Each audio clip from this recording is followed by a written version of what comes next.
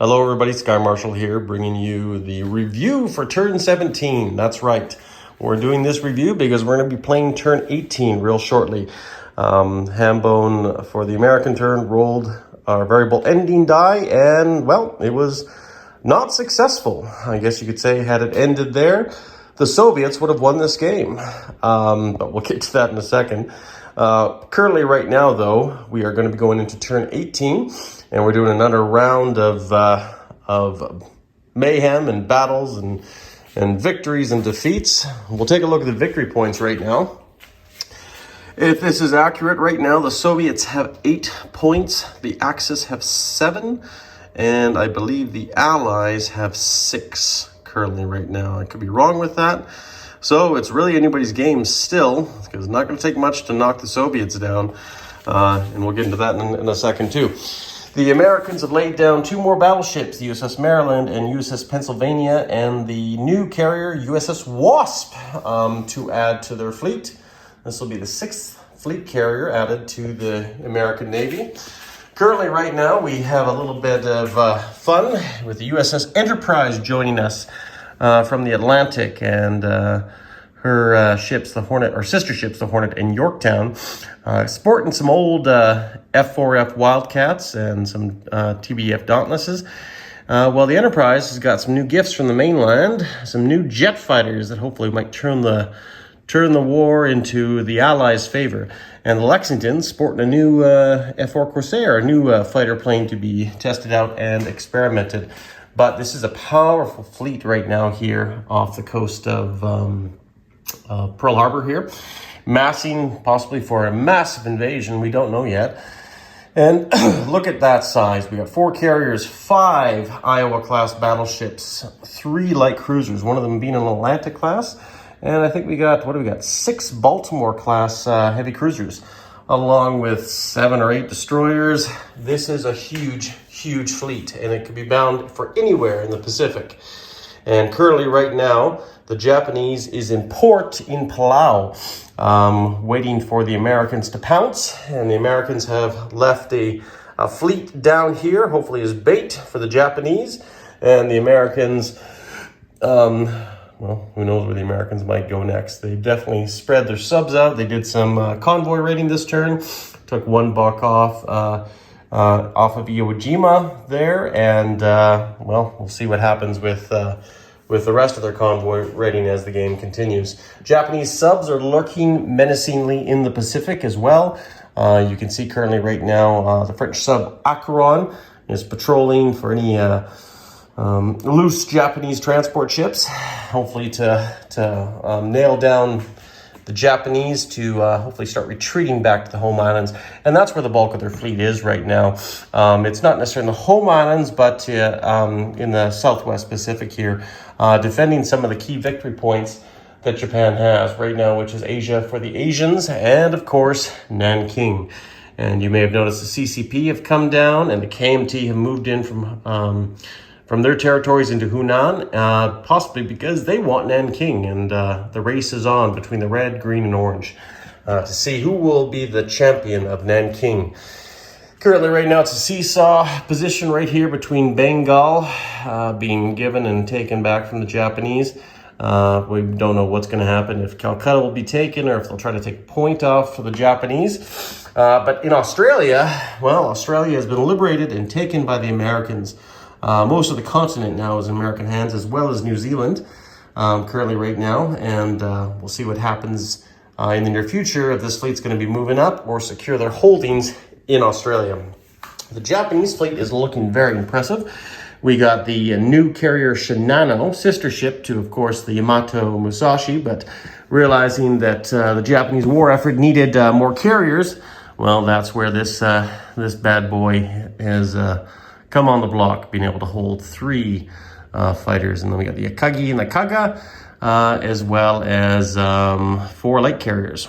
So that's their Japanese fleet, of course, with all their support vessels in tow.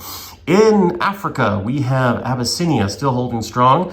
The Italians are not only surrounding them from there to Nubia, but also down here they have a nice beginning of a new Roman Empire all the way down to Cape Town, which is now under Italian control, and it doesn't look like they really want to spread from those territories right now. They're quite happy with that. However, they do not have any victory points except for Rome, and hopefully we'll keep it that way. However, in the north, the Regia Aeronautica did a devastating raid into southern Iraq, defeating Russian assets there, and of course taking a few licks for the off the Italians. But right now, one medium army does or has control of southern Iraq, and I should probably update that with a marker. That would look a little bit better. We'll see what happens there. I have a sneaky suspicion the African Corps might pivot, come down since the desert doesn't affect them, move on in and take southern Iran next turn, which will be interesting to see. If so, that might be a good thing because the African Corps right now is the only threat to Istanbul and our territories up here. So we're definitely worried about that. And of course, our secret rocket facility that we're still trying to develop strategic rockets, we don't want that to fall into enemy hands. No siree. Currently right now, it looks like the Italians have held their holdings in Albania, which means they may be next turn trying to go for Abyssinia. That might be a victory point that they might want to try to hang on to. We'll see. However, Russians are still present in Sicily and southern Italy. And right now the Germans and the Italians have been quite content to leave them there at their own devices. Convoy raiding for the British Empire and the Americans are steadfast in the Mediterranean, and you can see the Italian fleet has repositioned just off the coast of Gibraltar. I don't know what they're going to be doing there, but we'll have to find out later on once the German turn maybe, but we can see that the German forces right now are obviously trying to hold Madrid. They got a reserve force back here just to see what might happen, but I have a sneaky feeling if they want to hold on to their Spanish War victory point, the Germans are going to have to allocate some more forces, and I'm going to be betting a large part of their air force if they want to, because the Americans are coming. Glacier and Lyon is now dominated by French, American, and British, as well as the French have sortied and take out southern Spain. So right now, Spain is on the hook, and we'll have to see what happens with them, with the capital ship Prince of Wales and the USS Saratoga now taking over command for American forces in the Atlantic. Obviously, that's a sizable invasion force that may go here or even pivot north. Speaking of which, the new B-36 bombers have landed here in Normandy, dropped an airborne there, small raid just to see if they could take a victory point off the Axis, and that might be all there is to that. Fun fact down here, of course, we have the Martians still attacking South America. Not much has really happened. I think, I don't know, 40 million people have died, but the Allies and the Axis don't really care about them, I guess. They could be going down there and helping them, but no. All they want to do is just fight each other. So obviously that's just the way things are right now. Fun fact here too, some B-29s have been let loose here in the Pacific. They're heading on to Midway from San Francisco as well. The Americans definitely are dominating their position in the Pacific, but there's still a tremendous Japanese fleet out there to be engaged. The Soviets are still holding on to their victory point, the Manchukuo territory, as well as the Kuril Islands, but I have a sneaky feeling the Americans could also come and try to take this territory away from us, and quite easily, in fact, and there's not a lot we can really do about it. We don't have much to reinforce, and there's no supply chain there. So those troops are cut off, which is unfortunate, but we'll have to see what happens. We can spend a lot of money there, or we can start spending a little bit more money and race on into Berlin. This turn, we were able to defeat 23 mechanized divisions right here in southern Slovakia, with the loss of a sizable force from our own, but nonetheless, we were able to wipe them out. And hopefully that might take pause to the Germans, because currently right now we still hold on to Eastern Yugoslavia, Hungary, Slovakia, all of Poland, Prussia, and we still have a sizable air force to at least match in some way up against the Germans. The Stalingrad reached port in Leningrad, ironically, and she's reinforcing there and licking her wounds. The Sovetski Soyuz is a few days behind, but she is currently in port in Murmansk. And once she leaves, she'll be heading to the major shipyards in Leningrad to also help and defend that territory.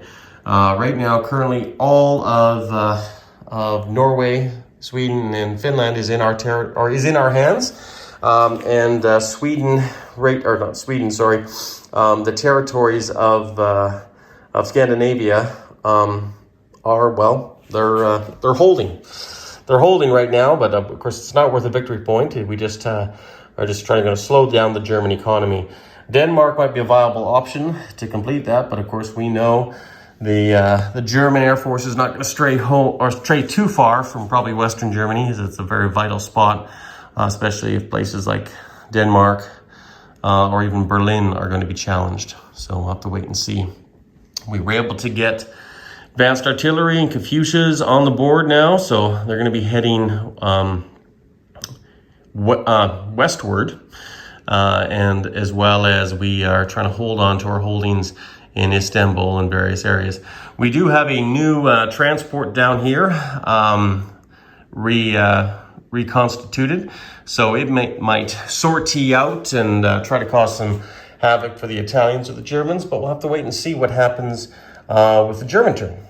But nonetheless, the German garrison in Scotland, well, they have not done much. They're just holding that 1 IPP of territory in the north and subjugating the Scottish people. And the Americans and the British further south in northern England have done very little to help out their brethren. I'm sure the Scots will remember this someday if they ever get liberated, that the English abandoned them. Down here, the forces in London are trying to hold on to this victory point, but this might be a vital thing for the Germans to come down and seize that victory point away from them. They do have a transport here, and it could go either way. It could stall us a victory point here in Helsinki, or it could stall us and try to go after that victory point in London. We'll have to wait and see what happens there. But all in all, guys, I have really enjoyed this game. And we'll have to wait and see this turn, if it's our last turn, or if the victory points change. I'm sure they will. And either way, whoever wins this game, I am going to be very happy because ultimately this is probably one of the most enjoyable and best games I've played and had fun with, especially with these players. And thank you for hanging in on there, guys. Okay, take care. Sky Marshall out. We'll see you for turn 18.